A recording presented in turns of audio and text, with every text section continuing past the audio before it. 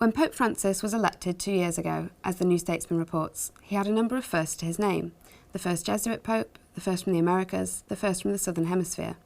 Since his ascension to the head of the Catholic Church, there's no doubt that he's changed the tone coming out of the Vatican from that of his predecessors. The Jesuits, the Society of Jesus to give the religious order its full name, is a religious community traditionally concerned with outreach, a degree of theological free thinking, and a focus on social justice. It's perhaps no surprise that Francis, with his tradition of outreach among the impoverished in his native Argentina, has been hailed by many as the Pope of the Poor. Associated Press called him the Slum Bishop. He has ostentatiously distanced himself from some of the sumptuousness you might associate with his position, the Catholic Church hierarchy not traditionally being shy of a bit of luxury.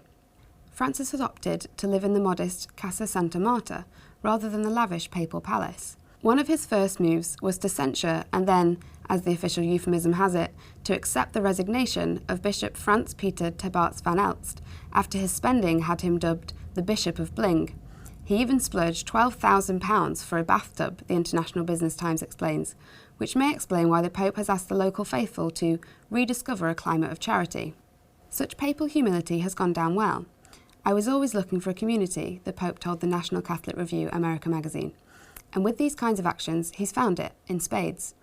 In September, when Pope Francis began his tour of the US, he provoked both confusion and raptures by swapping the traditional swagger of the specially designed Pope-mobile for a tiny Fiat, which Fox News nervously reported was the least reliable car you could buy. It's no surprise this Pope has caught the attention of the media in an unprecedented way, or that he's used that attention to push his agenda. As the Financial Times reports in their article, 6 Key Moments in the Reign of Pope Francis, he has focused on the plight of the poor and marginalised around the world, as well as building bridges with more liberal Catholics. So is that agenda a radical one? In an interview with the Italian daily La Stampa in December 2014, he was asked what it felt like to be called a Marxist. He responded that the Marxist ideology is wrong, but went on to criticise trickle-down economics. The promise was that when the glass was full, it would overflow, benefiting the poor. But what happens instead is that when the glass is full, it magically gets bigger. Nothing ever comes out for the poor. And this is far from the only time he's made political interventions. He has shown himself to be relatively and outspokenly progressive on a number of surprising issues.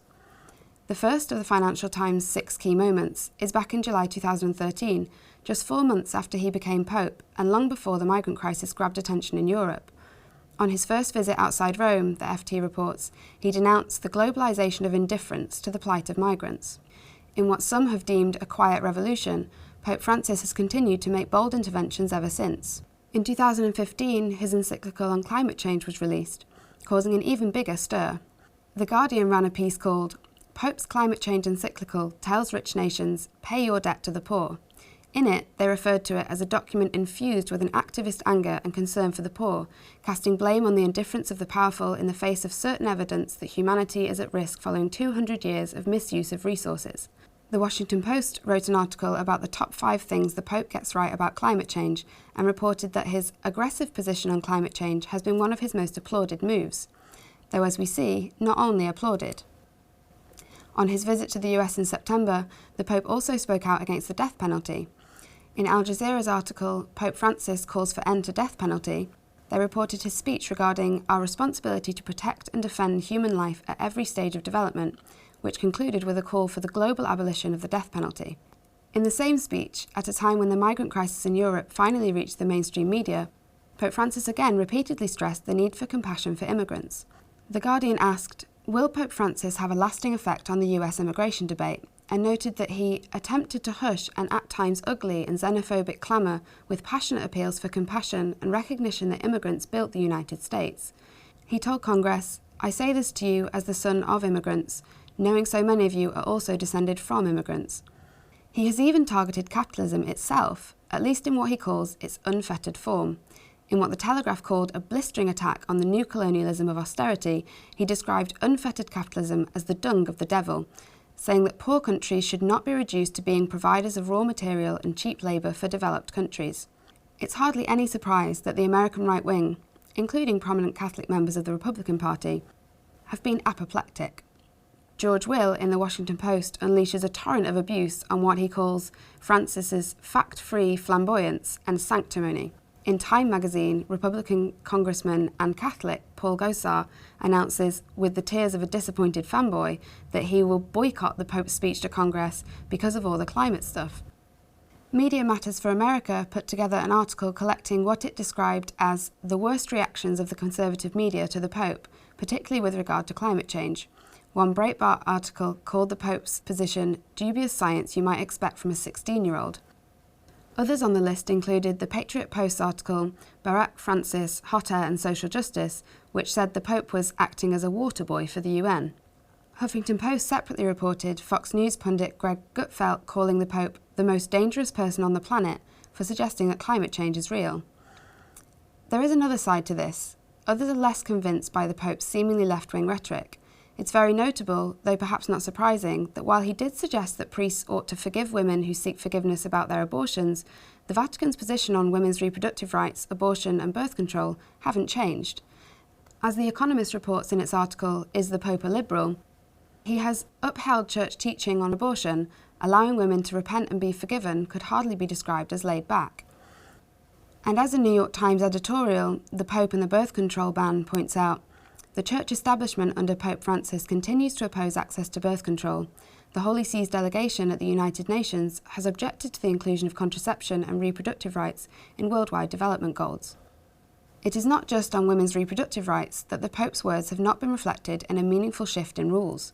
His comments on LGBT issues have also led to some to doubt that he will bring any real change to the Church's position. In a piece titled, Pope Francis's Mixed Messages on Sexuality, the New York Times notes that although he has tended to take a pastoral approach, calling on the Church to love and care for all, there is also plenty of evidence that Pope Francis stands firmly on Church teachings on the traditional family and opposing same-sex marriage.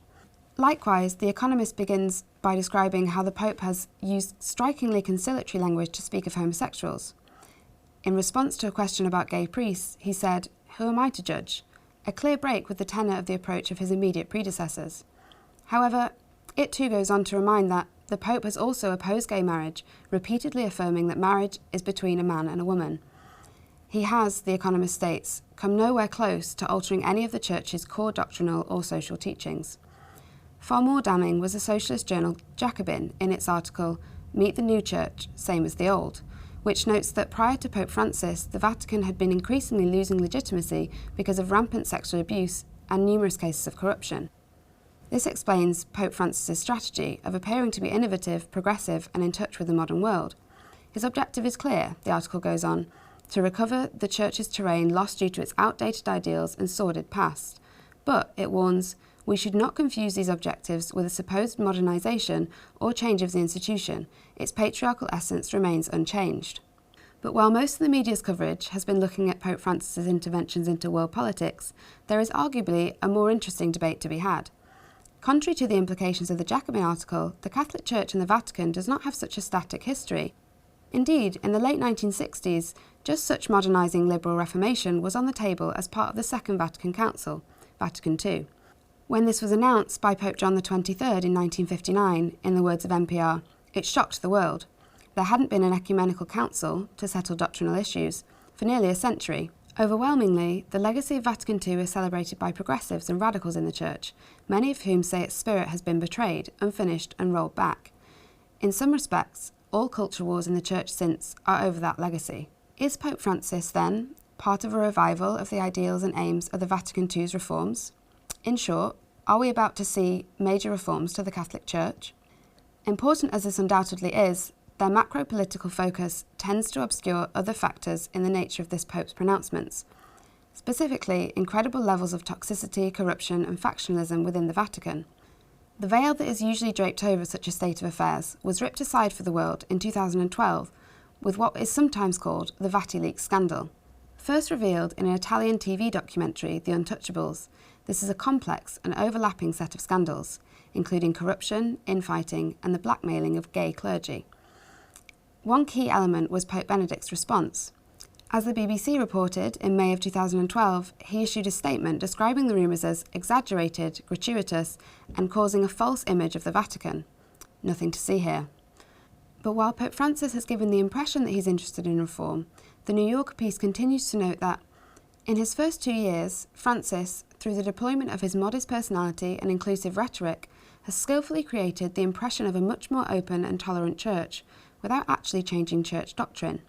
So, a radical, a stealth Marxist, a stealth conservative? Perhaps neither. Rather, Francis seems, in his theology and his practice, like a decent, sincere centrist, one committed to social justice and to the traditions of orthodoxy. The problem is that the balancing is not down to him alone, but to a whole institution that isn't keen to balance. And this is where his attempt to mediate tradition and outreach may come into conflict with his anti-factionalism agenda, because the latter means he's already partaking in the civil war that the former is likely intended to avoid. As Damian Thompson put it in late 2014 in the conservative British journal The Spectator, in the title of a piece fascinating for those interested in the nerdy pornography of the theological bickering, "Watch out, Pope Francis, the Catholic Civil War has begun."